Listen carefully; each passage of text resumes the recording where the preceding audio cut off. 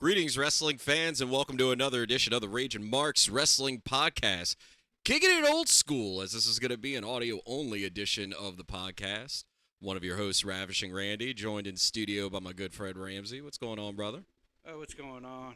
It's it's an audio only podcast because my ass is broke. Ah, I'm broken. My back is hurting, and I could not set up the everything up to do. I can had the microphones already mic'd and everything plugged in because I kind of was building in maybe that's how I hurt my back. I'm building, trying to build this little Command Center. command center. But yeah, so it's gonna be audio today. Next podcast will be back on video. Let's say there's nothing wrong with doing that. When you kind of texted me earlier and said it was going to be audio only, I was kind of like, all right, I don't have to put too much effort into getting ready today. All right, cool. Plus, I need my hair is looking like Dom Mysterio. I need a haircut. Dude, you should just pull like me, man. It's summertime. Just shave it all off. Fuck it. Yeah, but I'm to that age where my hair is thinning.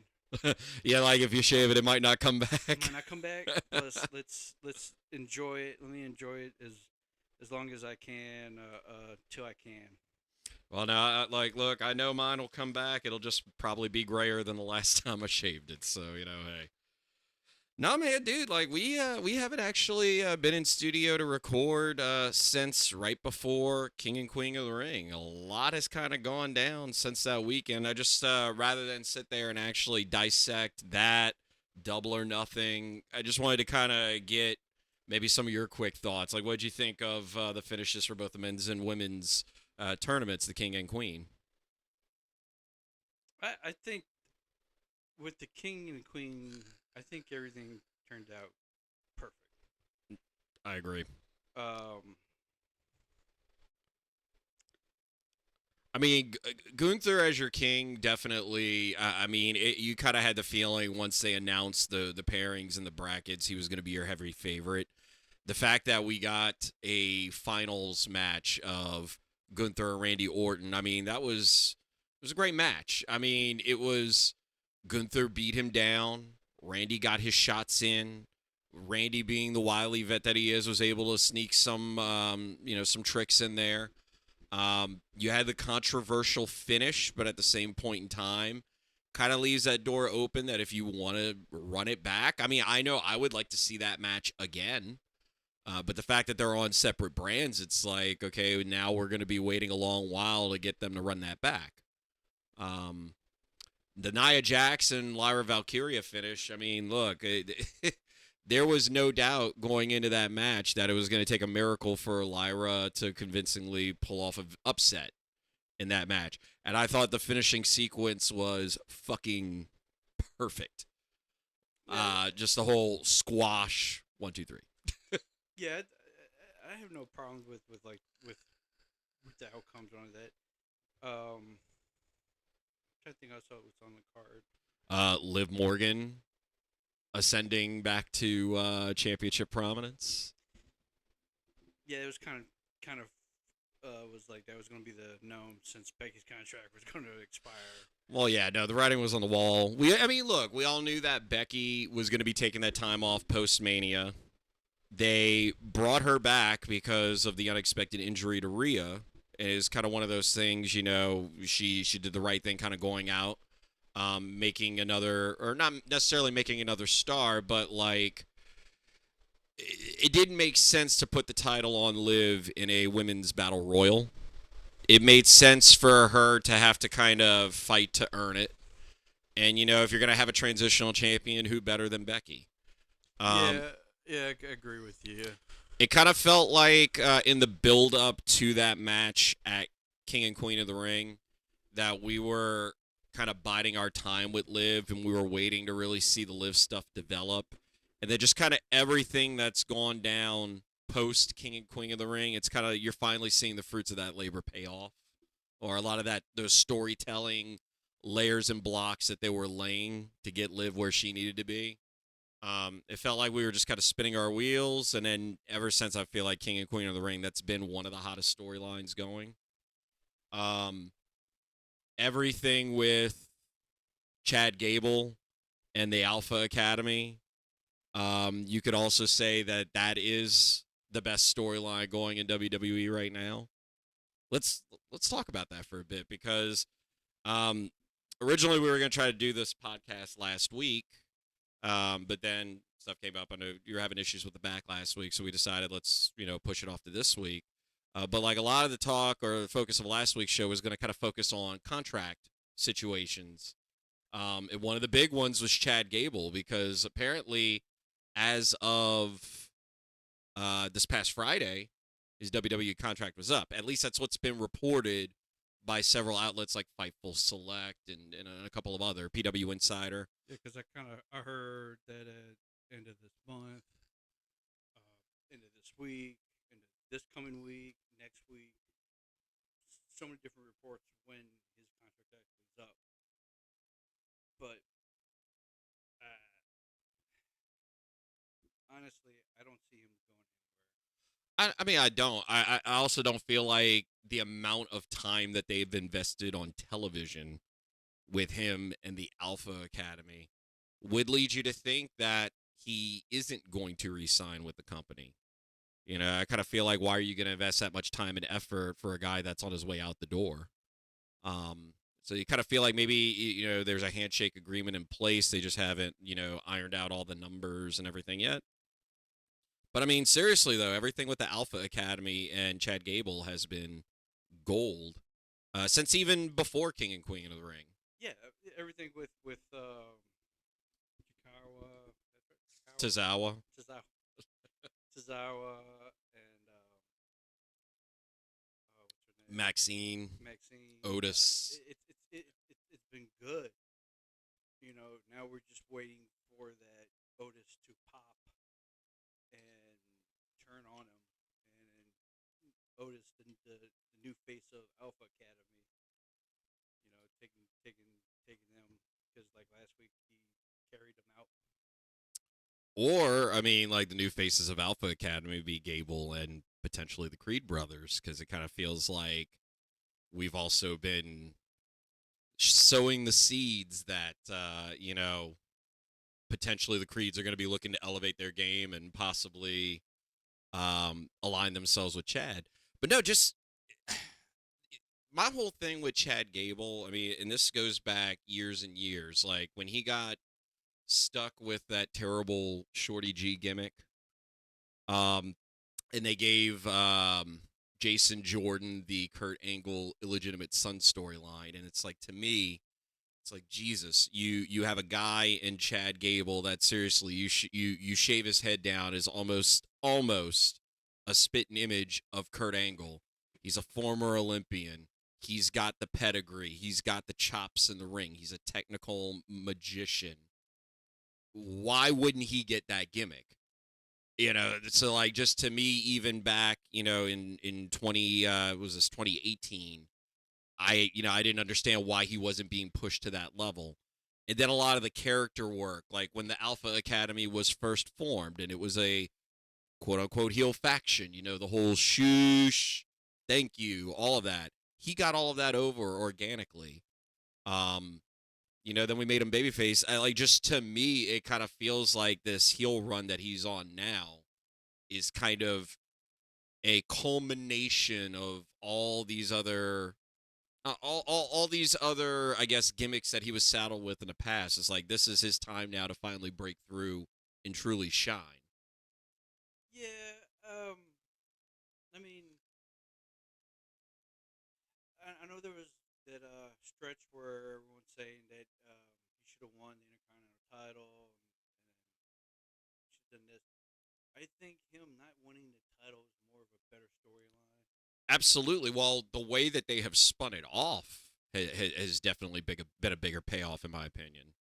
Yeah, the change too because I think what this is going to end up doing is with Otis is, and I know we're talking about Chad Gable, but Otis is just going to be even bigger when he comes out of this face turn.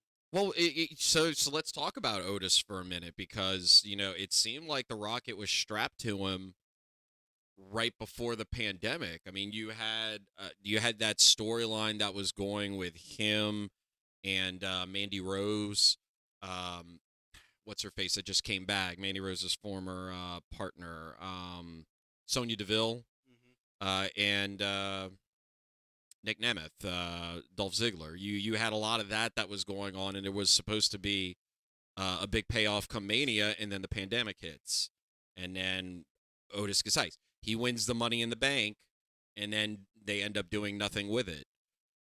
So it also kind of feels like Otis, who's always been a crowd favorite, it's only kind of been a matter of time before we finally got back to this point. And I do feel like once you have um, Otis kind of turning on Chad Gable, it's going to be kind of the culmination of this movement we've been pushing for Otis for quite some time. Um, so, like I feel like the storyline has kind of, it's one of the hottest storylines in WWE for sure.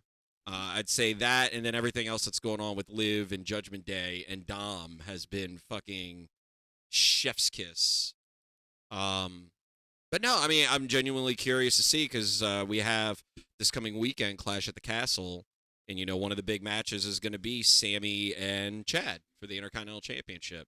Do we think that all of this stuff comes to a head at the premium live event, or are we going to kind of save this a little bit longer? Is this going to be like something for the next PLE, or what are some of your thoughts? Coming from WWE, I don't know. I don't know what WWE wants to do anymore. Because there's They I mean, are. there's a lot of storylines going into this weekend with Clash at the Castle. Yeah, but the thing is like they've been very good on their how on their pace, the how, the when, how, and their pace of the storyline. And if it ends this weekend, I mean, there's questions. There's a lot of. I mean, there's more questions than anything that Yeah. uh Come on, ADD. I'm sorry, when women's wrestling on the screen, I sit there and watch women's wrestling. Another thing is like when there's so many questions, Hmm. and to me, it's like I don't know. We'll know if the storyline ends if he didn't sign up for WWE. True. How does the story end? I actually think that the story. I think it's going to continue because I think they're going to put the title on Chad Gable with the Creed brothers interfering. I could see that. Um, excuse me. It's kind of crazy because like Sammy winning the Intercontinental Championship at Mania, I feel like was supposed to be a big moment, and maybe in the moment it was. I just don't really feel like the magic with a Sami Zayn title win has really been there since.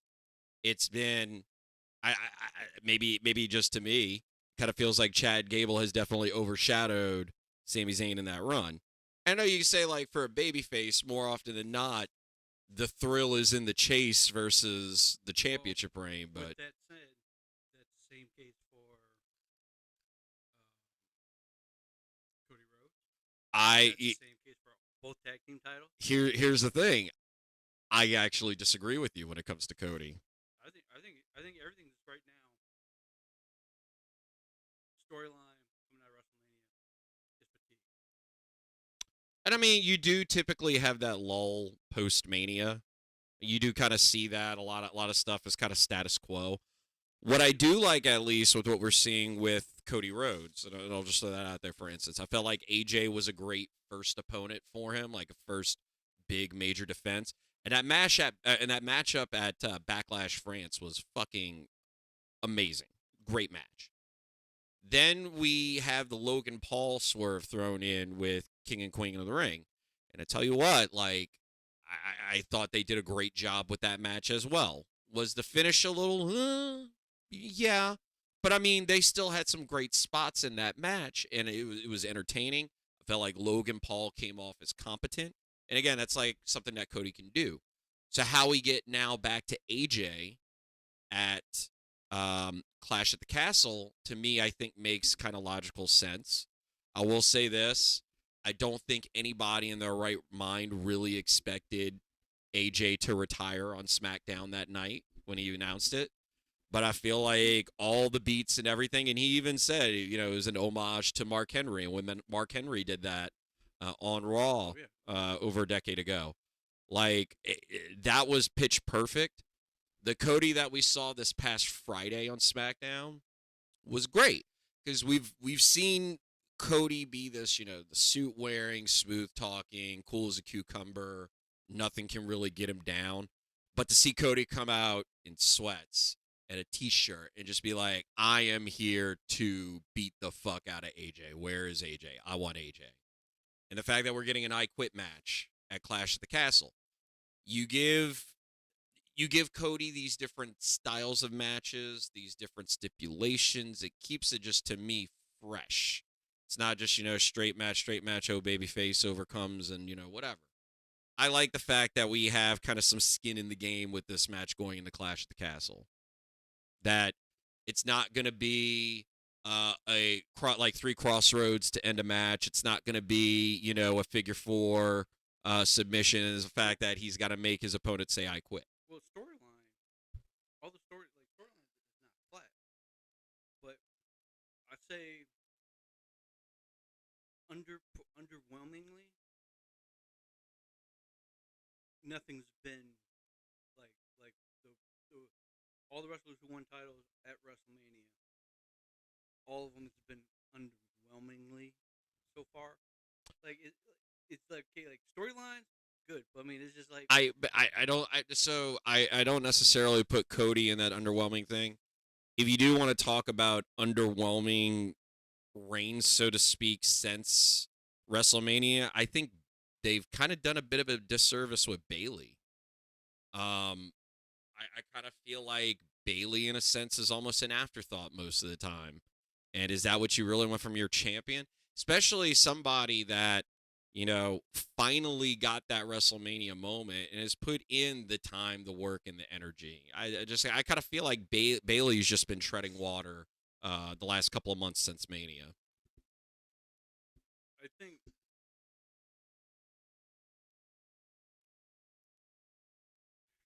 I'm gonna sound like delirious here. Maybe it's pain pill, but I think like this weekend, I think I wouldn't mind seeing AJ Styles win the title. Really? Yeah, I don't mind seeing AJ Styles win the title because we're coming up to Money in the Bank, and with Money in the Bank is you're gonna right now. Let's say this: if your champions after Money in the Bank are Cody and Drew, and you knew Drew's gonna lose it to Gunther in the next couple months, who's your winner of the Money in the Bank? Who are you cashing in on? Because do you see Gunther losing it till WrestleMania? And then the problem coming about being about this is you also got CM Punk coming back, Seth Rollins coming back, Roman Reigns coming back. You're gonna have a lot of contenders for this title. The question is, give it to AJ and have someone, i.e., LA Knight, cash Mm. in on AJ at some point, and then have it to where come back around, where Cody try to regains and win that championship again. Mm. I think Cody's great. The story of the underdog and going for the title was a great story. Let's close that fucking chapter. Let's turn him heel, or let him go back on the chase again because it's. No, I'm gonna throw this out there because like you bring up LA Knight, I feel like they are laying the groundwork for LA Knight and Logan Paul for the U.S. Championship at SummerSlam. Especially with it being in Cleveland, put you know put Logan Paul in that marquee spot, so to speak. They're building to that. So no, I don't necessarily think that, but what I do have is a different proposal to you. I don't necessarily think you take the belt off of Cody now, or not even I would say until at least SummerSlam. But let's talk about the Bloodline for a second, or Bloodline 2.0, because it kind of feels like Bloodline 2.0.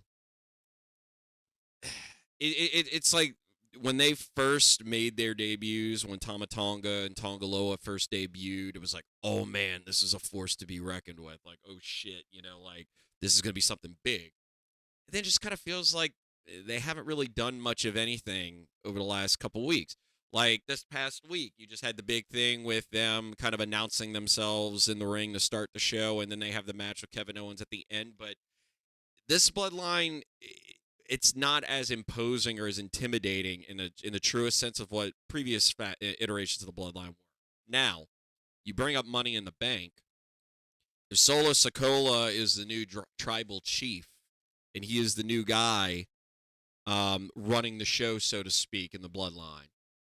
What if a Solo Sokoa ends up winning Money in the Bank, and it's just because of assistance from Tama Tonga, Tongaloa, those guys? And then it's basically like he's the looming threat going forward. It's like he's not necessarily calling a shot at SummerSlam. He's not necessarily, but he's waiting in the wings. And he has the people behind him to ensure that whenever he does cash it in, he's going to win.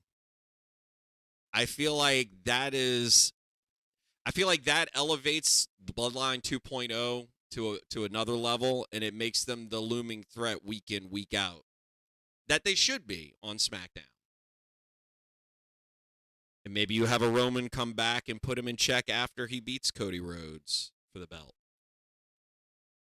And then you have the chase again, Cody again having to try to overcome the bloodline to get it back. Just like I feel like to me, you have more kind of storytelling meat on the bones if we go a route like that. What do you think of that? That's good. But I have two favorites for the Money in the Bank. Okay. It's Finn Balor and Dirty Dom. Just Explain. All right. So Dirty Dom, I can kind of see just from okay, the scrawny underdog's finally going to get his moment. But like, explain Finn to me because like as it is, Damian Priest as champion feels like it's going to be short lived.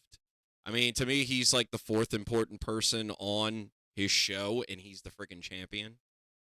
And you could maybe make the argument third, but I mean, CM Punk comes back, he immediately drops down again.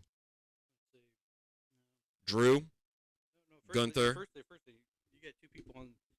Count the people that are not on the show because they're more important. You got CM Punk, you got mm-hmm. Rhea Ripley, Drew.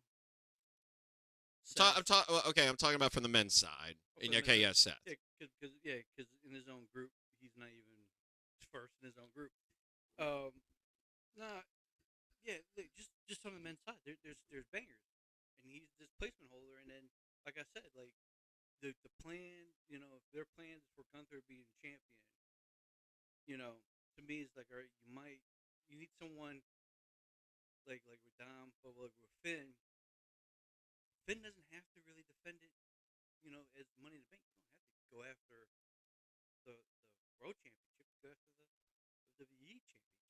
Okay. Who says that at some point that he goes after and takes it from either someone from whoever has the title on SmackDown? But are you okay? But Because look, they're gonna break up. they're gonna break up, but it's gonna be fractured in a couple weeks. They're going to break up, but is it going to be more so like everybody's going their separate ways, or is it going to be addition by subtraction with taking Damian Priest out? I think no, because I think it looks. Because I mean, Liv is kind of playing all sides. Like she's sort of in Finn's ear.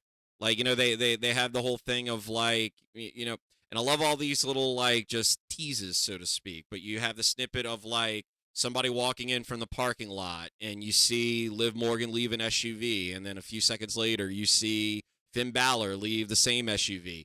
You have the whole thing of Liv and JD McDonough talking backstage while Braun Strowman's chasing him. You have all these other little elements. She's getting in everybody else's ear, but the only person that she hasn't been able to like get in their ear is Damian Priest. She's going to break up that group one number at a time.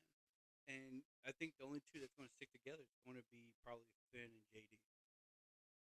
Or, like I said, or Liv Morgan supplants Mommy and takes over her spot, takes over the Judgment Day. I feel like you have more heat if you go that route, so that when Mommy comes back, whenever Damian Priest does go on this quote unquote face run, that you have more built in storyline drama there. True. I just think that would be Not that would be necessarily saying it's going to go that'll, on to that'll be last for months, but that'll I'm be saying, Judgment Day 3.0. We're already on Judgment Day 2.0. Well, 2.3. you know how many iterations of the NWO we got? Yeah, that's why you don't want to do this. Yeah, this is like all right, cool. Like all right, the first generation, I like. Then it's like all right, Finn takes out Edge. To me though, well, okay, but like to me though, I feel like that's kind of like the perfect culmination, so to speak, to the Liv Morgan revenge tour, because she did say, "I am going to take everything away from you. I took your title, I took your man, I took your friends." And I mean, like, just to me, that kind of builds that story with her and Rhea even more, so that maybe this group does continue to run with Liv kind of running the show until Rhea comes back. And then that's when everything goes to shit. Yeah, but I think the world we need the demon back. We do, but I don't even think It's I time. It's time. I don't think he really wants to bring the demon back, because he's even kind of iterated that in several interviews, that like he's kind of grown from the whole sitting for hours upon hours in a chair getting painted up. I Yeah, mean he's now sitting in hours and hours getting tatted. it. No, like I kind of feel like I don't feel like the time would be anytime soon to like push him back in a solo outing. I feel like that would probably be more of a detriment to Finn Balor. I look at time, and I know he just signed up. He signed up long term. This is going to be his pretty much his last contract. Um, he said he's going to retire in the company. So this is probably his last run. I think he signed for like 5 years, 6 years. Mm. That puts him in like mid to late 40s. I just think of time.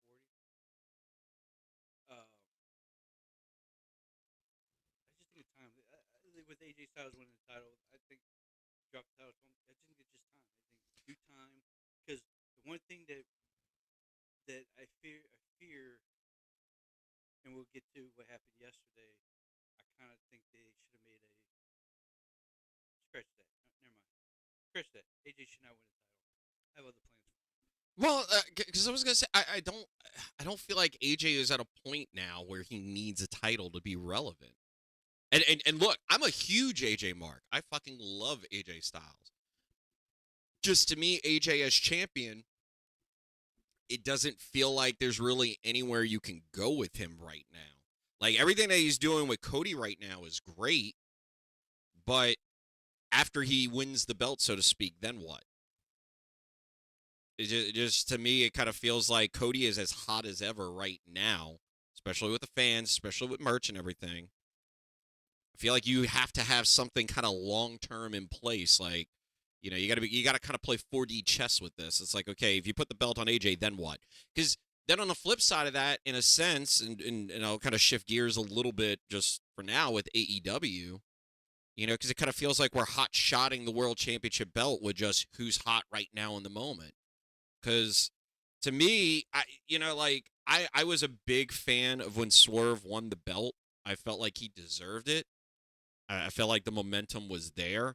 It kind of sucked that Samoa Joe's run didn't last long, and like realistically, we didn't really build Joe up as this big monster force as champion. And it kind of feels like we're cutting the legs out from Swerve Strickland already in making this match with him and Will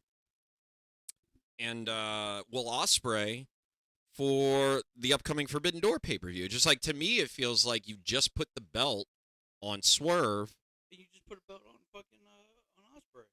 right? And now you're gonna have them both face off. Keep Like buying. I think everybody kind of sat there and was like, all right, the match, so to speak, is gonna be Osprey and Swerve at All in London. Like that kind of makes sense. Now, again, with MJ returning, it kind of throws a monkey wrench in things. But at the same point in time, it just kind of feels like we're hot shotting the belt. And I don't necessarily want that in WWE. Well, first thing too, you got to keep the word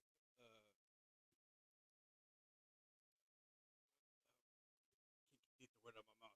And then someone that belongs in the insane asylum running the fucking show to AEW. Because he just puts on the toy. But look, we all know Will Ospreay's going to be the champion when it gets to women. Yeah. All right, why? If he has the international title, make that fucking title. All the work that Orange Cassidy did to make that fucking title the top title. To me, it was the top title because all the work he put into it. Now you're just going to the next paper. You're going to have them two go against each other. And what's this going to do? You know, okay, to This that. is, I Well, thought it was like against. Why ain't the two champions in AEW facing champions in either in New Japan or in the Mexico promotion?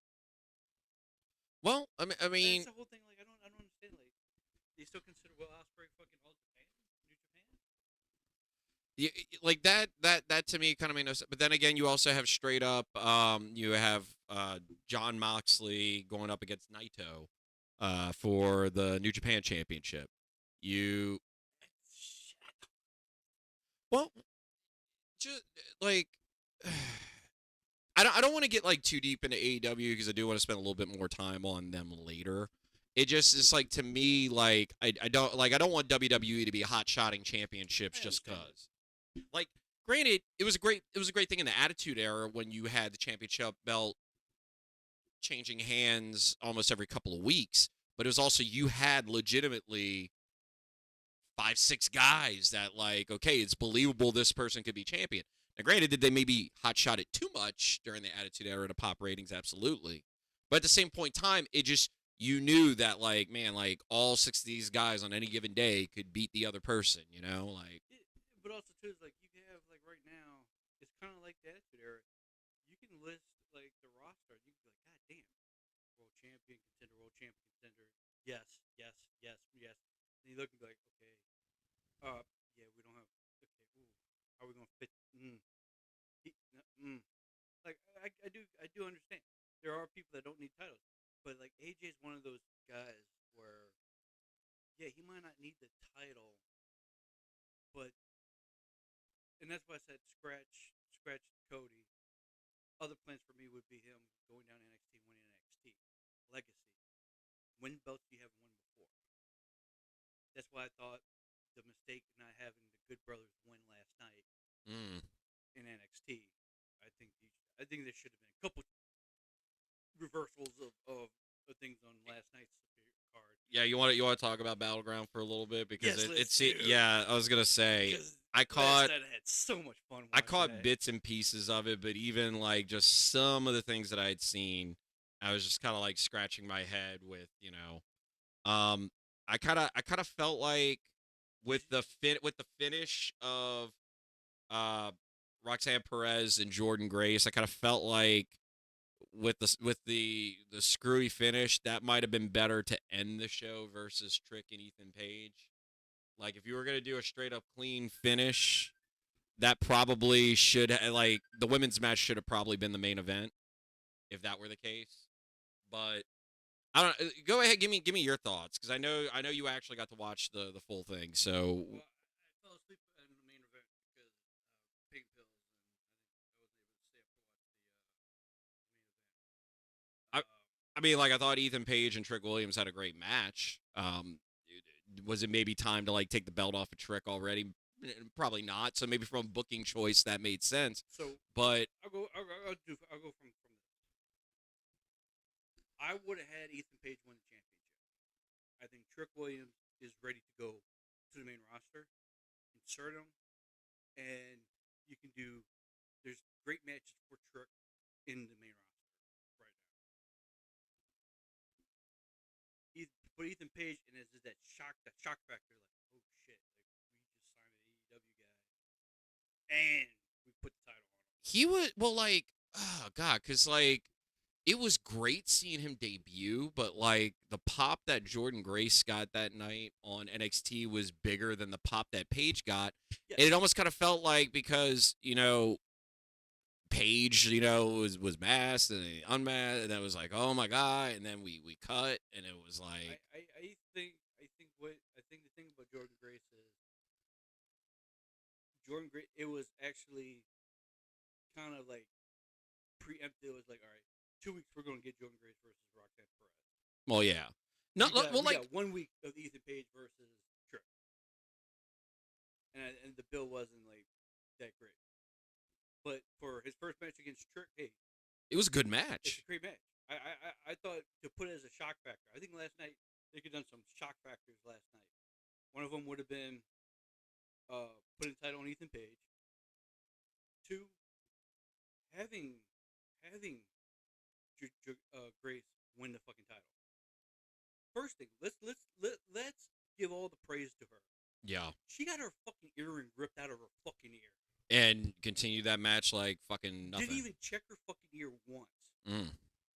She literally ripped it out like it was like gnarly seeing the photos. And Yeah. it got stuck in Roxanne Perez's fucking thigh, which is fucking crazy. Like it's like okay, all right, but she should have won it. But I like the swerve because now this Friday, now you got to tune in Friday. Is an NXT wrestler going to challenge for the title on Friday night? Yep. So now it's a swerve. Great business for both. But I would put the Mhm. title on. I would put the title on Georgiana Grace, and then have Roxanne Perez go Like chase her down chase in her down Impact. and Yeah. chase her in Impact, and make this the summer of of TNA next.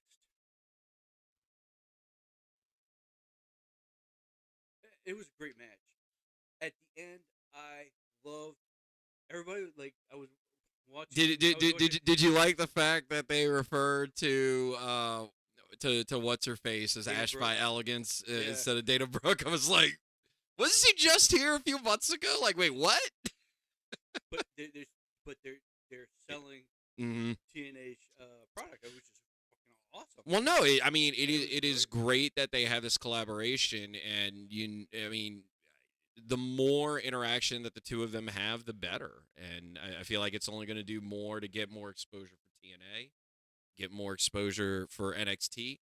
It is kind of cool that, like, if you have guys, say, on NXT that aren't getting enough airtime, maybe on NXT programming, to send them to No, TNA and give some there are seat. people on the main roster was going back and forth with TNA personnel. Hey, man, can I come challenge for that title? Yeah. They were like, hey, this is open door. Can we do this? Let's. I think this is great. I think what would be great for TNA too is TNA needs it. God, Well, I'm giving praises to TNA. I Where is know, right? Hurt? Yeah, right. No, Uh, well, like in a sense, though, it does make perfect sense for WWE because I mean, I know we sort of touched on it on our last podcast, but I mean, just the level of crossover now. It's like you see it with AEW, with New Japan, and with CMLL, and with AAA. It's like they have those crossovers. I get WWE is the fucking machine; they're the monolith, but I mean, if you're able to give that rub on another organization like a TNA and even have like those TNA stars, it's again, it's only going to draw more eyes to your product. and like and I know like I know the narrative they're trying to do with AEW is that the women's division is there and it's great. I'm gonna tell you after last night's pay per view, you're far away because if you watch that ladder match, Oh, dude. holy shit, holy You can definitely make the argument post draft, okay, post draft that the women's division wasn't going to suffer very much on NXT. You could tell though, especially with like NXT shows the last few weeks, and then with pay per view last night, that the men's division was Was hit. hamstrung by the draft. But like no, the women are definitely firing on all cylinders in Oh, that NXT. women's division, like that. Look, I remember when a couple months ago I said Sol Ruka, and then you and Kurt was like, "Who?" I don't know. I'm like, you gotta look at her, dude. Fucking coming from a knee injury, moving, doing those moves. God damn. Yeah, Like she was doing the flips out of nowhere, and I was just like, God damn. But you have a 21-year-old winning a championship, and how they made that presentation is the first ever. They made it really big. And they, I give all credits to NXT. Shawn Michaels is doing a great job there. TV's finesse is fantastic. Uh, I gotta ask you, what Cody might be dashing toward Orlando tomorrow. I gotta ask you, what did you think of the Apex as a venue? 'Cause I know there were a lot of comments about how it The felt like the sound, crowd, the Apex is built for MMA fighting. right, It has sound dampering tendency. It's mhm, not made for acoustics. right. So the crowd was there. Crowd, no, like the crowd was there, the Crowd was crowd was there. in it, but the The sound sound didn't. was so dampering because it's made to damper. Yeah, it It's made just so you can hear your coaches and everything. So yeah, it's like I like don't did like I get the whole I think crossover with Endeavor, like hey, to have more UFC stuff with WWE I and vice think if it versa. was just a little bit bigger, because man, those out of the ring was tight. Like one mistake, it would. Could have been bad, yeah. I think there was a couple spots they couldn't do because on the ladder match because they couldn't do the outside high risk maneuvers. But Look, considering the limitations, they still did a heck of a job with the oh ladder yeah, match. yeah, they man, that took my breath away during that match. Um, but I think the one good thing about last night was at the Apex, the best ever underground match happened last night, and it happened in that venue, which made it even better. What? So yeah, It's still crap of a match, but I, it's the best underground match. Period. best underground match. Yes, I was gonna ask you though. What are your thoughts though of Shayna Baszler? I mean, like, I get it's NXT, Lola Vice. We're trying to push her and her former MMA background and everything like that. I just kind of feel like when it comes to Shayna Baszler, now, this is a woman that in 2020 was like a legitimate threat for the women's title, and now it just kind of feels like she's an afterthought. Maybe afterthought's too strong of a word, but and also ran like she's just there. Like she's going to be competing in Clash at the Castle for the women's tag titles, but do we really think that she has a realistic chance of winning that? Just because it's a three-way, I do. You think they're going to take the titles off of Bianca and Jade already?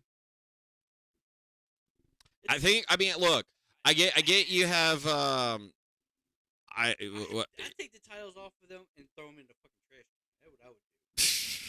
And bring the women's intercontinental well, title. you got Isla Dawn and Alba Fire that are competing in the match because it's in Scotland, and give them that I UK wish rub. they never lost it.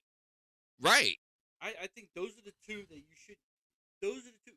I hate to say that you got tag team, and you got two single stars running. Put on a fucking tag team. They're the one doing work together. Now, mind the fact that it's Isla Dawn and Alba Fire. Elba Fire. Elba Fire was a UK Women's Champion, but them two as a team are fire. I don't understand why. Let's take these two single stars and let's make them into a tag team.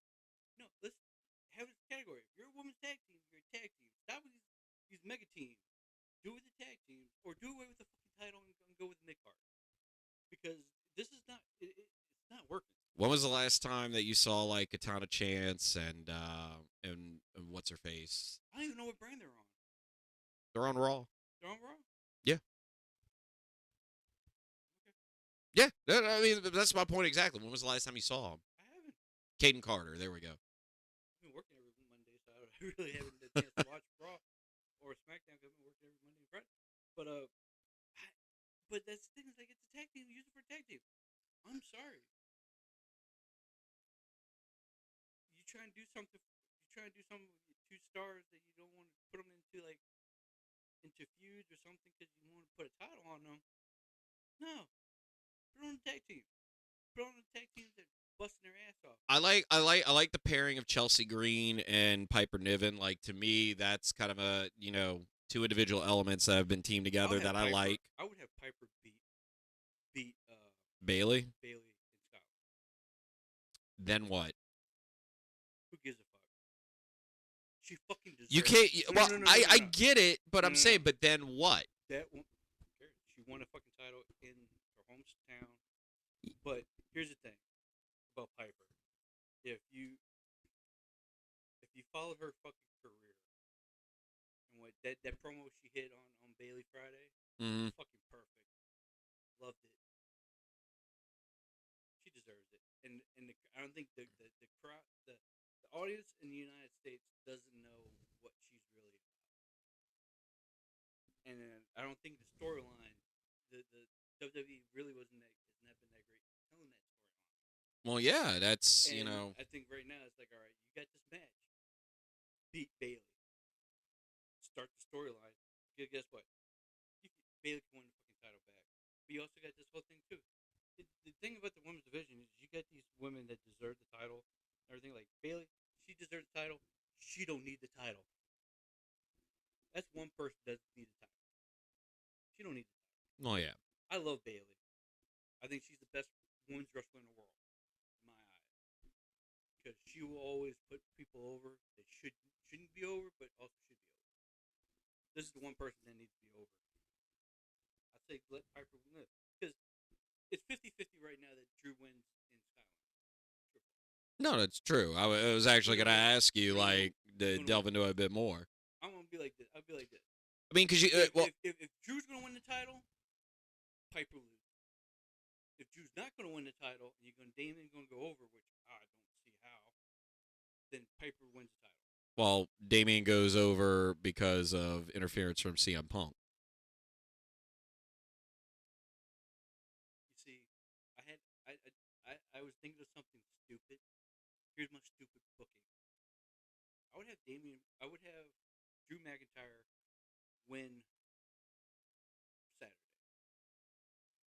You know what's interesting? I have the Wikipedia pulled up here for Clash of the Castle just so that I could get like the match card straightened out or whatever. And on the match card, I get this is Wikipedia, but like on the match card, they have Damian Priest versus Drew McIntyre versus CM Punk.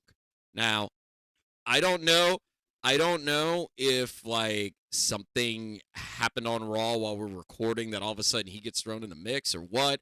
I don't know if this thing automatically refreshed, but I'm like, where the hell did that come from?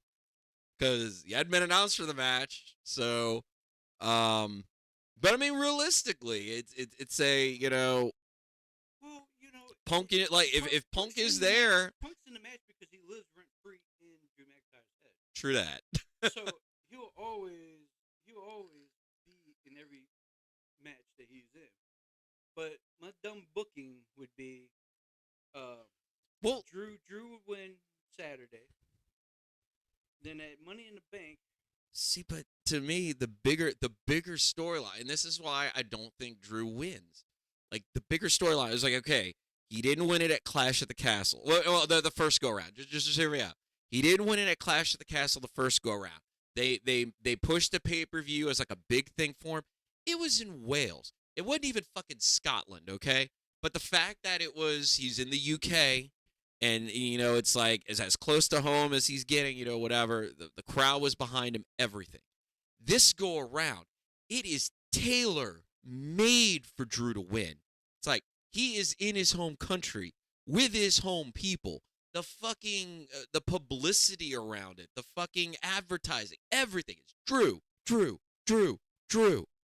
And for Punk to fucking cut his legs out from under him on the stage that was tailor made for him. I think that just adds even more fuel to the fire when it comes to whenever that rivalry culminates at SummerSlam or whenever they decide to do it. Then you also have the Gunter element that's thrown around there because like Gunter talking shit to Damian Priest. He also sparred with Drew for a bit, but it's more so like you're worried about this guy, you're worried about this guy. You should be worried about me. And it's like Drew counting his chickens before it hatches, man. Because he, like, look, almost every promo that he's gone into, it's like, oh, dude, I'm winning. Like, it's not a matter of if, it's a matter of we get to the ring, on June, what is it, 16th?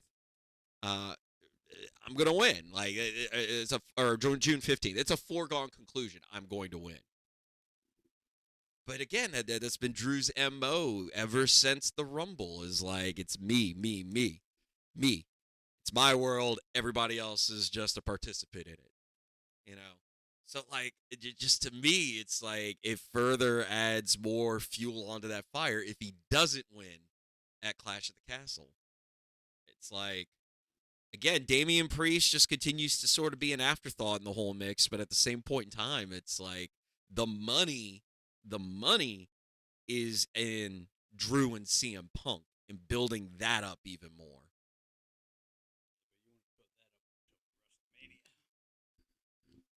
Hey, look, they're building up SummerSlam now as WrestleMania 2.0. Like SummerSlam's getting bigger and bigger.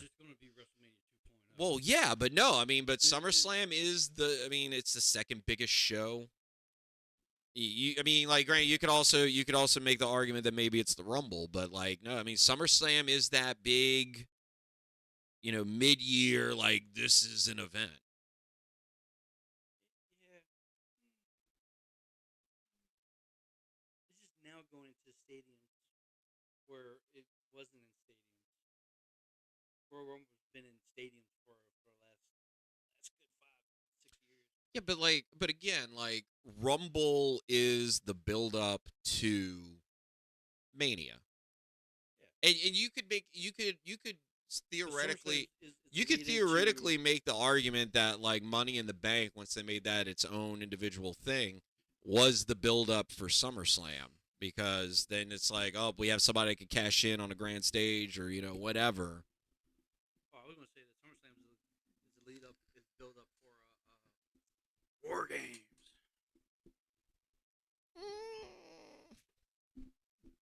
Pain pills are talking. Pain pills are talking. No, but like, just to me, it's like of the 5 matches that have been announced for Clash at the Castle, you have 3 of them that are featuring Scottish talent.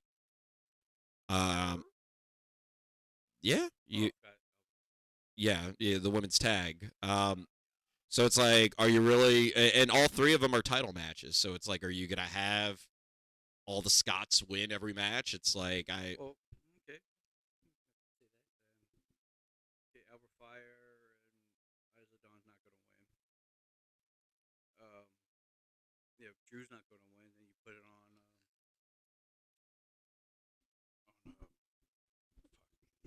I'm telling y'all, man. Like, I hate pain pills, but man, they make me feel right. Not right in the head. I was waiting for some kind of like drug induced breakthrough here. Shit. I'm about to say dewdrop. I was like, that is so disrespectful. Yeah, do not Um, curse Piper Niven that like yeah, that. Piper Niven. I still say that at everything. Piper Niven, you give Piper the belt. She deserves it. You can.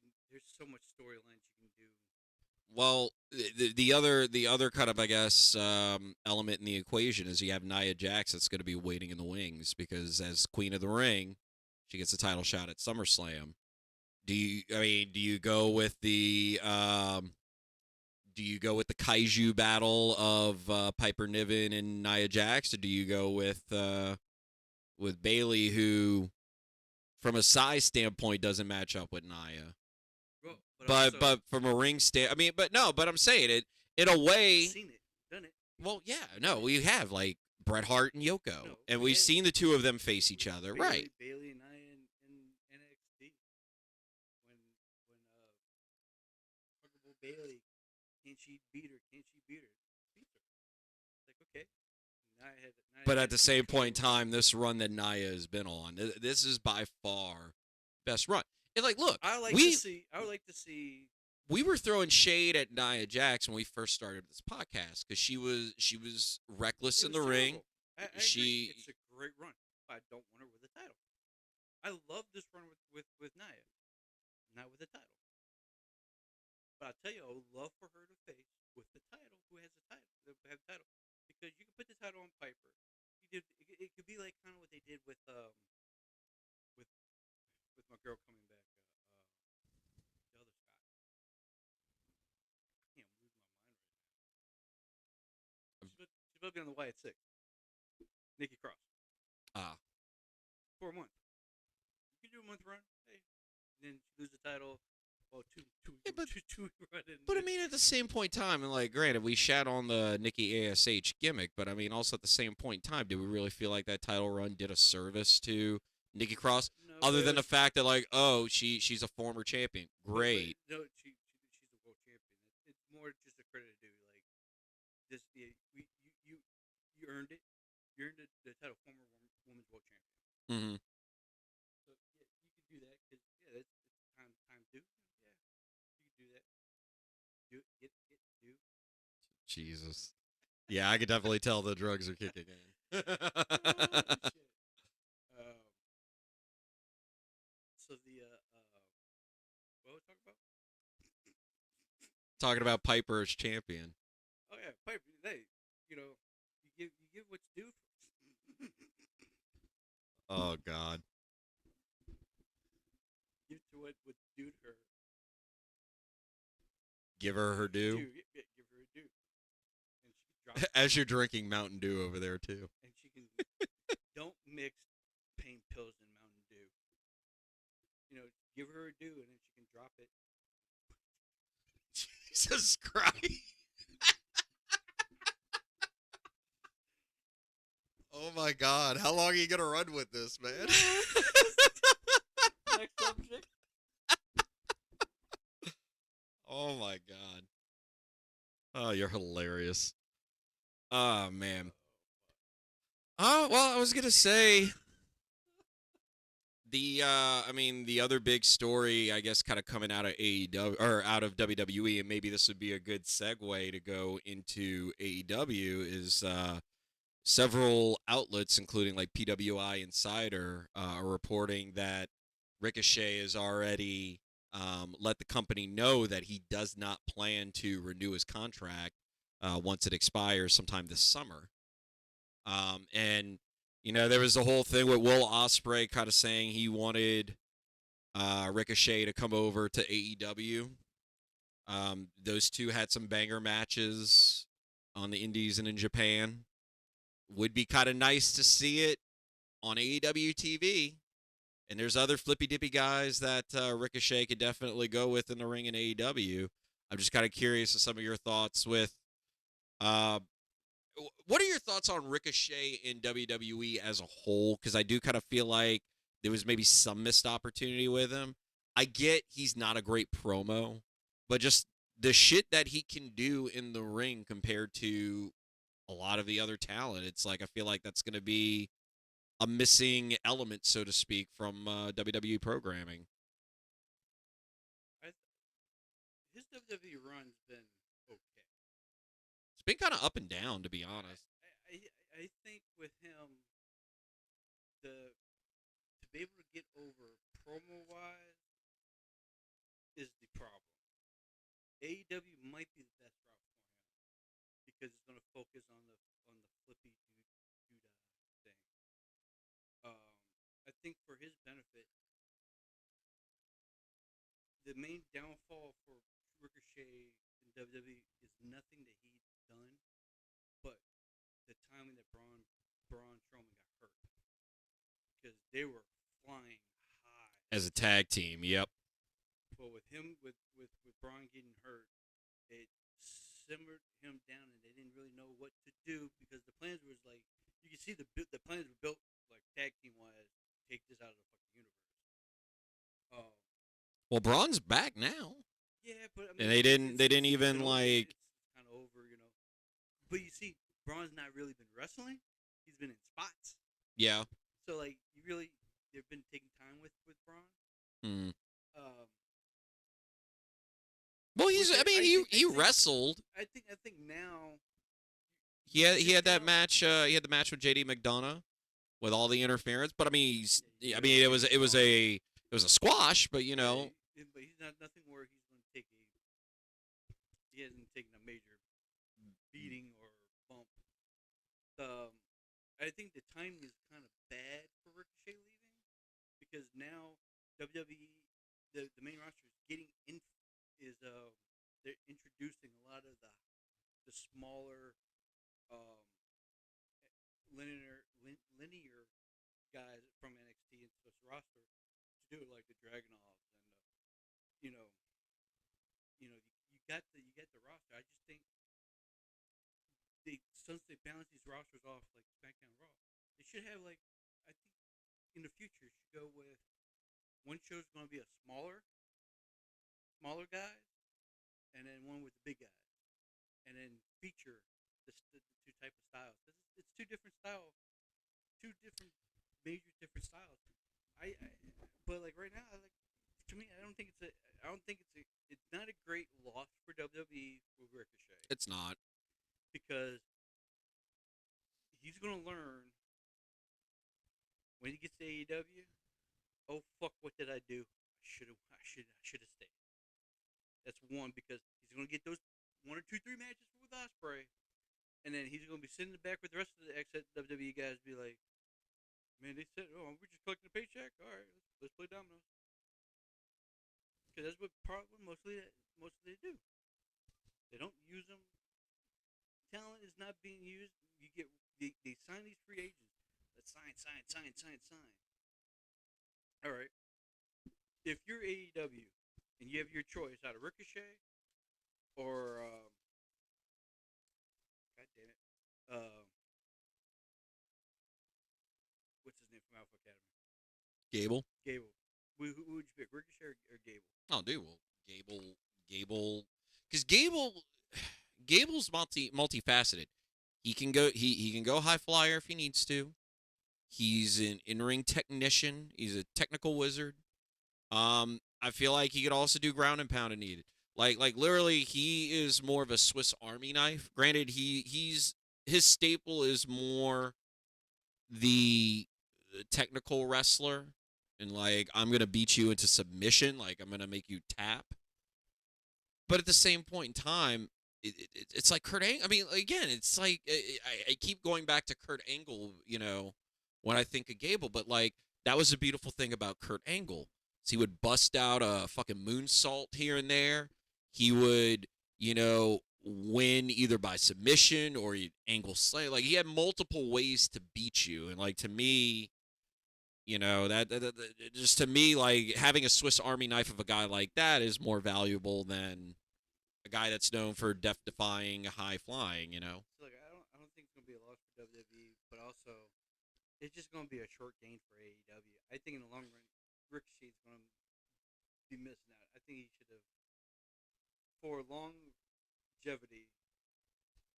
WWE probably would have been his best game because he would he would have got the money. He would have to do more dates, but one you get to spend more time with your fiance, Yeah.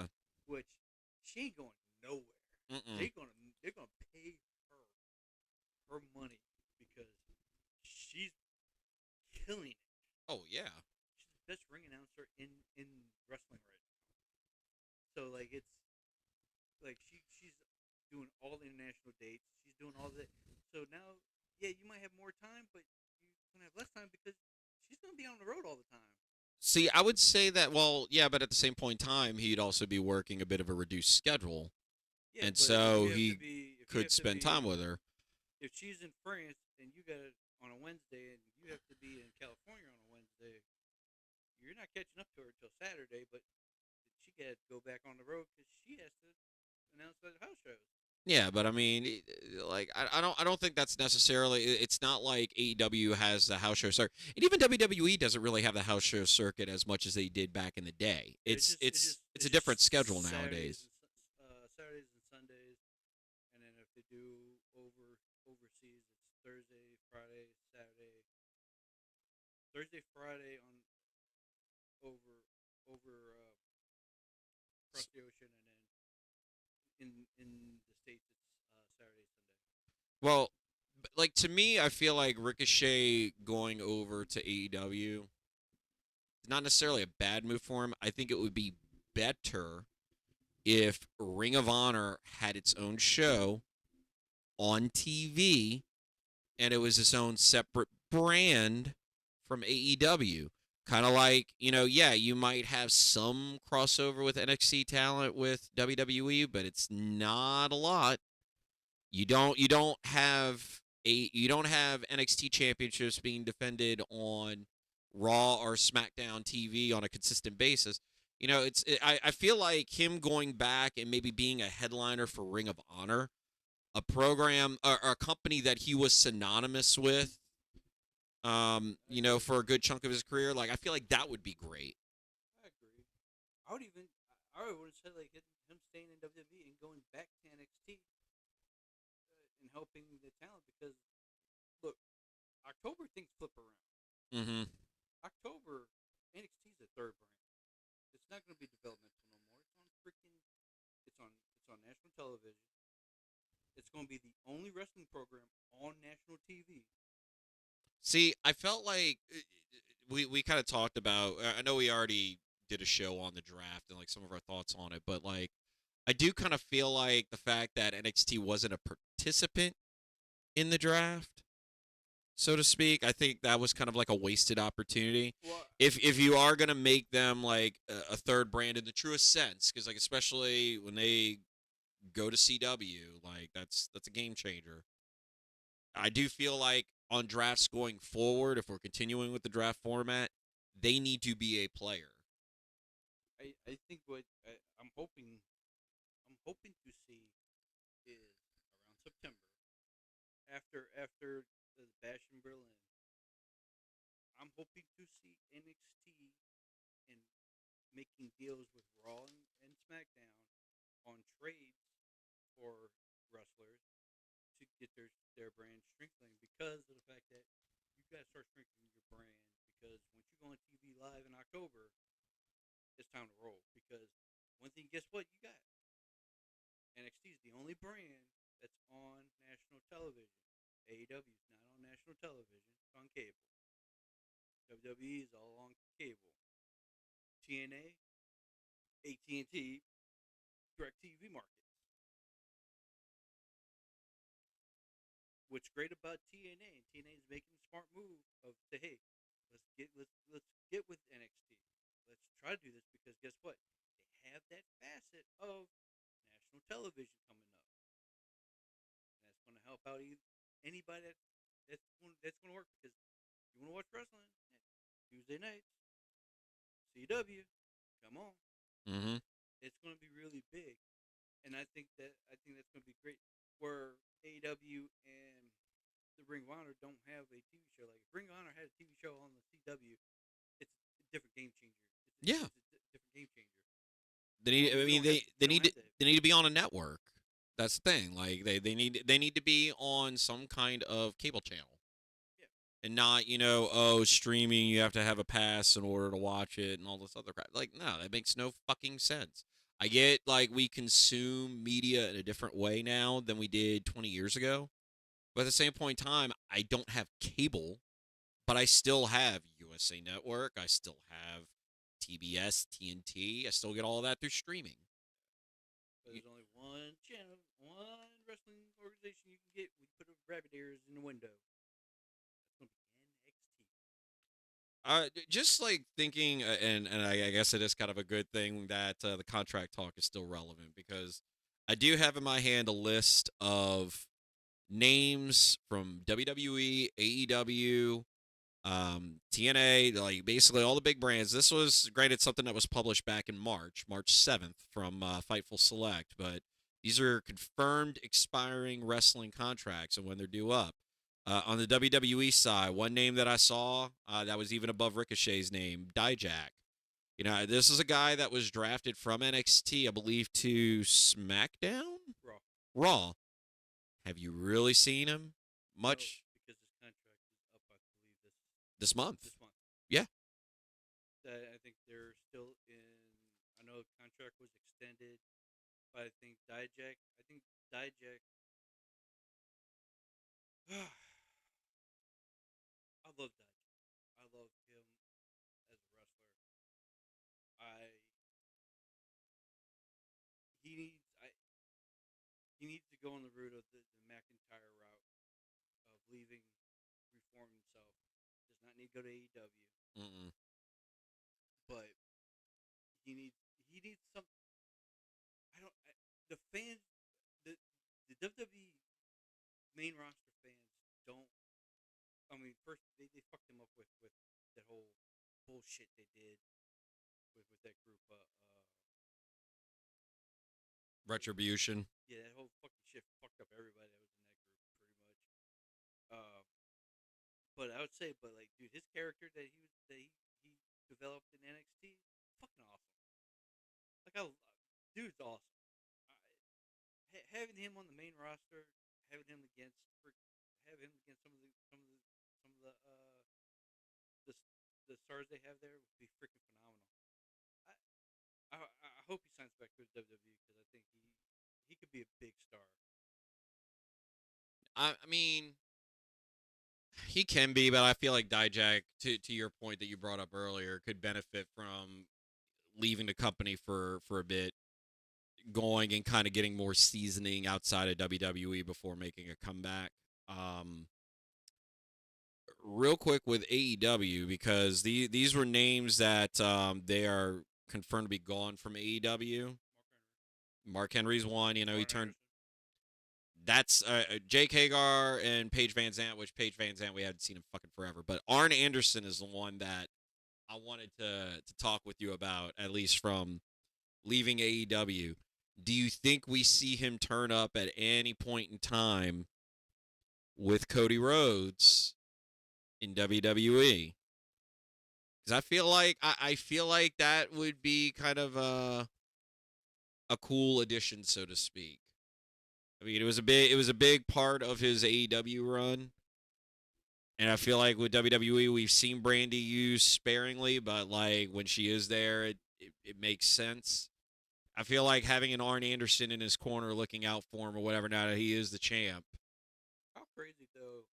Before I answer that question, how crazy though that two of those names, Arn Anderson and Mark Henry, recently signed was with AEW. AEW don't even fight each other. They both said no, we're not resigning. Well, yeah. But question be like, why weren't those two in higher power positions in that company to help make decisions? Well, like well no, so Mark Henry played a big role in their community outreach. Like a lot of the like what WWE does with like Make a Wish and all that I stuff. understand that, Mark Henry built a lot of that stuff in AEW. but Um, Great, but the other thing too is how much like the question I guess I have is like how involved did Mark Henry want to be on TV, in storylines and everything? 'Cause he said he's credited like Tony Khan gave him the opportunity to do ring announcing, gave him the opportunity to I'm talking about nothing about in the ring. I'm talking about well yeah behind behind the the scenes, scenes. like training, because he was into training. He was training wrestlers at the time, Yeah. and but then I heard like one couple wrestlers, but then all the wrestlers that he was training were let go or was contract Well, he was a ended. huge influence with Powerhouse Hobbs, for instance. Like, um, no, like he took a lot of wrestlers in AEW under his wing. I mean, I guess to your point, why he maybe wasn't given a bigger role within the company from that standpoint, you could maybe make an argument. But it's also a matter of like maybe how involved did Mark want to be. Like I've heard Mark talk about it on like Busted Open podcasts and everything, but um, I haven't. You haven't really gotten all sides of the story. Now, I know you like to crap on Tony Khan with He's got all these veterans in the locker room. Why doesn't he have them in his ear more? But I mean, He I doesn't don't know. listen. I don't know. That's not a beer. It's like, man, you pounded him down over there, man. Well, I only got 3 cans. Well, I was like, we've moved on from Dewdrop, just so you know, right? We moved on from Piper. No, getting back to Arn though, because I mean, again, like I don't know all the sides from Mark Henry of like how I know he said he wished he was able to do more, but I mean, again, I don't know the full story with it. I'm just curious to know if you think we might see Arn Anderson on WWE TV in like Cody's corner. Does Cody necessarily need it? No, but I feel like you could build a storyline to it. That's okay. Um, I just can't see where them giving a contract to Arn just be on air and not have something to do behind the scenes. And I don't see it. Well, I could see him doing I don't know. maybe, but It's a thought. might I mean, granted, Cody's got strokes, so if Cody wanted to make it happen, I'm sure he could make it happen. yeah, I don't know. Um, That might be pushing it a little bit too far. Natalia's contract is up apparently by this month. And I then don't she's see. teasing on X about things like that she's leaving. She could be somebody that turns up in TNA as like again the crossover stuff. I think I'll say this and I'll say this over again. In ring, she's always the person to put people over. Hmm. She's the one you want in there to get up and comers to learn and everything. She needs to be a permanent fixture on NXT. You give her a contract where she's there for life. Give her the, the, the contract that's going to be that no one can pat that can top. And you have her there as a wrestling talent and also behind the scenes and let her work with in NXT and have her help put over talent, but also develop talent because her and TJ are their wrestling school. They help produce talent. They help when wrestlers coming out of injury, help rehabilitate. I you gotta have her, but I don't see her going to AEW. No, There's no way in hell that's gonna happen. But I do see TNA. Yes. but I feel like she would be signed with NXT, but featured prominently on TNA television. That makes sense. Yeah, Yeah. I have a feeling that TNA and WWE is going to be one company. That's uh, that's the feeling I'm getting behind this. I'm getting like I think TNA is in the part where money's hurting, creative is hurting. They're trying to do something to make a deal, but not do it like where they and WWE owns them, but a partnership with WWE, Hmm. business partnership because something got to happen. Because I can tell you this right now, we need more of that fucking match we had last night, men Yeah. and women. No, it'd be great to have more of that crossover because I mean, there's definitely more than enough talent on both brands to, for it to be beneficial to both. Couple of other notable names, at least, with contracts that are going to be due up this year: Kofi, Big E, Xavier. Basically, everyone in the New Day, their contract is valid through December 2024. Don't really see them going anywhere. They're all re-signed. Big E. Question would be for Big E would be, I dude, I love him as a announcer role. I could see him slide into. Not saying that there's nothing solid, but who's be the best person to slide into when Pat McAfee has to go can't be around for football season? Big E. Um, because him and CM Punk on On the pre-shows, pre-shows are great. freaking awesome. Um, but yeah, no. Xavier Xavier got up, down, down, all with wrapped up in WWE. It's a moneymaker. Yeah. Kofi, they're WWE lifers. I can't see them Yeah, I mean, I don't see him going anywhere. Randy Orton had signed a multi-year contract extension that was supposed to be through at least 2024, but granted, with all the injury, or all the time that he was out with injury, I'm sure they probably would be exercising their clause. I don't see Randy He Orton ain't going going anywhere. nowhere. He'll retire in I do WWE. I do feel like it was pretty telling though that like he had said recently in an interview about the fact that like on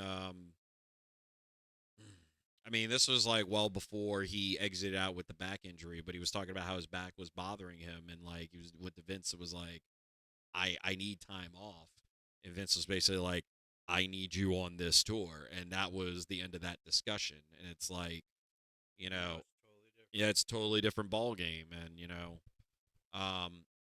kind of feel like it's different. True with Triple H now being in charge and everything, but like that's a guy that Orton has been in the ring with countless times. They've fucking worked His together, gone on the mentor. road together, a mentor. It's Yeah, it's like I he's don't not see going Randy Orton going anywhere. that that and the fact that he has that contract where he doesn't work like house shows. He just Yeah, I mean he he's has at the a point in his career where he doesn't need to. he doesn't need to. Plus, I need him to win 17. Um, Switch it over to AEW and just some of the names that are under contract here. I mean, a lot of these people, it's kind of like, don't really see. Well, we already know Brian Danielson's situation, but I mean, I don't necessarily think he leaves and then jumps back to W. I don't think that happens. Um, Dustin Rhodes' contract expiring in September. He'll retire. As much as I would love for him to come back to WWE, I want him to retire in WWE. I just think that he his body. I know he said I forgot when he said he was going to retire, but it's coming down to it. If he signs a contract, I can see a couple for a couple months. But he really does need to retire in WWE. He needs to come back home. Yeah, no, I agree with that. I don't see Jericho. I mean, Jericho's contract is through December 2025. I don't see Jericho going anywhere. He's got too much pull and too much stroke in AEW. Yeah, I mean, it's clearly evident in a there's lot of nothing like the for him storyline. to do in WWE. No, He's done it everything. It's the the big name that is on this list, um, and this granted isn't until early 2026 is when his contract expires. Miro, because God, you want to talk about a guy that has been underutilized, healthy scratch, everything in AEW. It's fucking Miro. Yeah, I think like literally looking at all there's the so many names, fucking people. looking at all the names that's on this list, at least of like confirmed people with like contracts that'll be due up soon. That's the big name on the list that I could see whenever their contract is coming due, not renewing and jumping ship, going back to WWE. Because like a lot of the other names that you could potentially be like, they're a little deeper on the list because like their contracts aren't due up to like 2027, 2028, whatever. But like Miro's the one on that list that's like if anybody on that list is gonna make a jump, Miro's the one that jumps out to me at least. Well, that's everybody from WWE that's contracts due up, and then on the back end, I got like some of the other ones like TNA, I can tell AAA, you right now, whatever. like Kevin Owens is not leaving. Mm-mm. LA Knight's not leaving. Miz is not leaving. Right, but I mean, even then, like a lot of their contracts aren't going to be due up for years, and so it's The like, one person I see on this list that will be besides recent Nick Khan will not be with the company after 2026. I think that's going to be the biggest loss because he's going to be worth his bidding's going to be worth a lot of money hmm, in do a long do we time. see a con team up? Do you see No, Tony throwing a bunch of money at him to no, bring I him see him over? starting a whole different. I see him working with a different Different endeavor altogether. in Denver. Oh, He Yeah, wants that you got contract. TNA, you got TNA pulled up there now.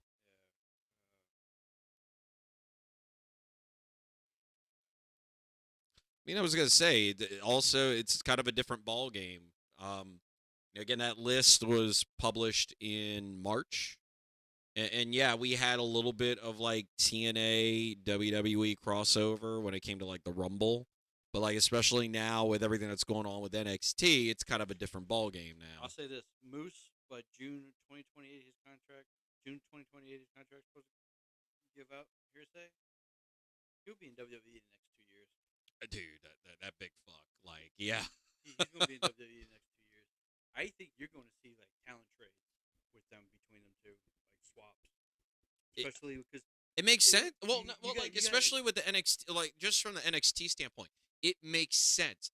Hey, let's feature a couple of these TNA wrestlers on NXT TV.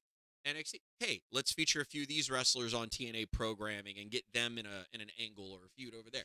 It dude, makes sense. just think, you can have we can have a weekend, so Survivor Series weekend, where Saturday you have your we can have our war games like with storyline matchups with WWE, and then on Sunday war games TNA versus NXT. That'd be pretty Fucking badass. awesome! Like, I mean, the things are so endless with that, but it's so. Oh, dude, why would you?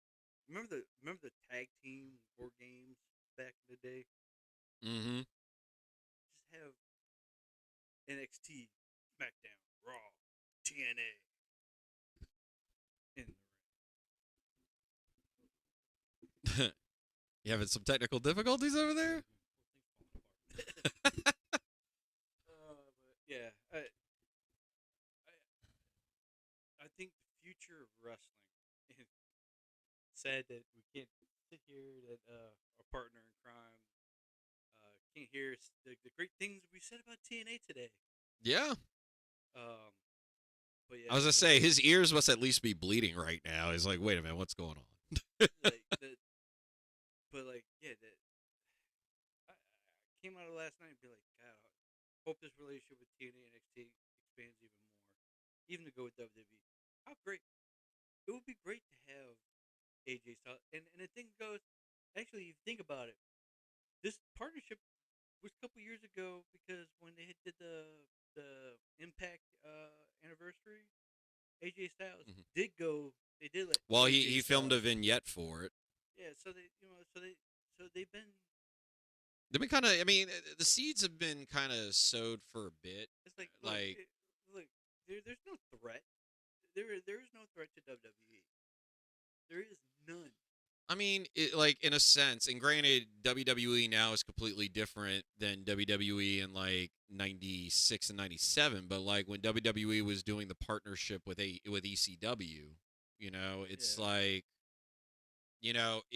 yes, ECW was an alternative program to WWE, but ECW was they're not not going a to threat. infringe. Yeah, they weren't a threat on WWE's They're not. They're ratings. not. They're not a threat. And the thing is, like, even like AEW, AEW is not a threat because there's no threat. I mean, yeah, you can be competitive, and they can say that you're. There's no competitive. Nothing. There's nothing competitive. I just recently like one of my favorite wrestling YouTubers, Wrestling with Regret, um, Brian Zane. Just recently did a retrospective on the new Monday Night Wars in what was it 2009 or 2010 2009 whenever Impact Went to decided they were going to go WCW. head to head on Monday nights, and that lasted all of like a little over 2 months.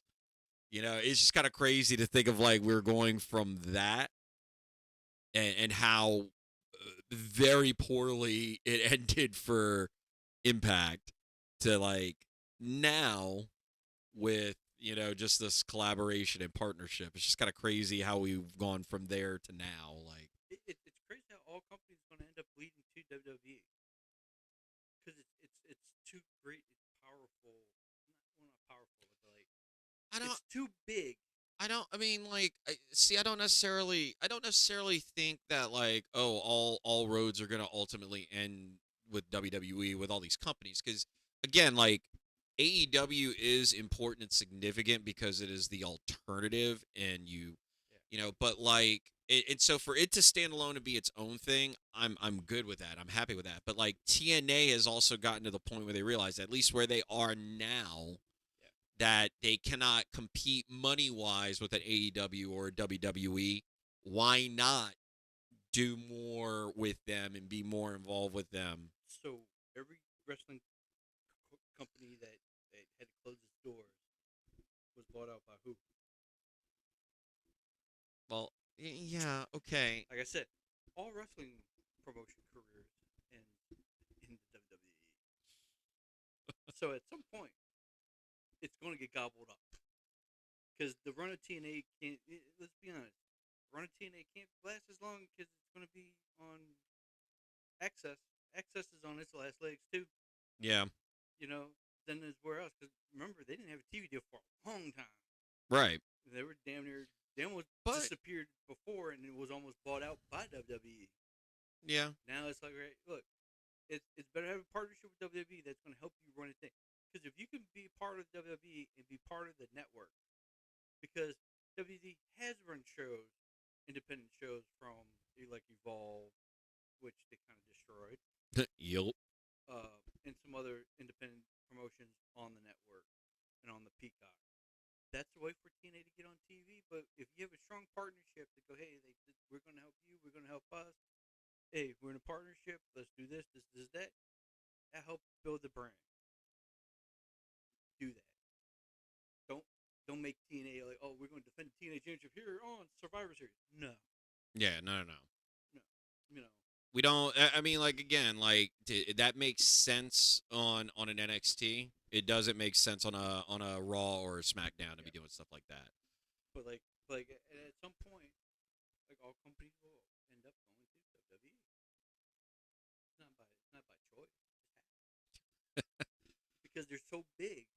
They just gonna gobble up everything, all the entities. It's like, all right, you don't make it, we're gonna buy your library because you can find their library on us. TNA, that's why TNA is so valuable. Yeah, let's get in bed with them because their library I is think valuable. God, and I think that's the thing that's just so frustrating too right now with fucking AEW is, like, you now have, it's been 5 years. You have a video library, and I have no way to access it because you don't have your own fucking thing. Get it together. Jesus fuck. That's the thing that I keep saying. Like everyone keeps saying, oh no, they're good money. You know, they're Well, good. They're they good. keep talking about. Well, no, they keep talking about. Oh, we're gonna have it soon. We're gonna have it soon. Or Fucking is make it? it happen already. Or is it? TNT. You were waiting if TNT's going to pick up was able to get the basketball contract. They didn't. I hate to tell you this.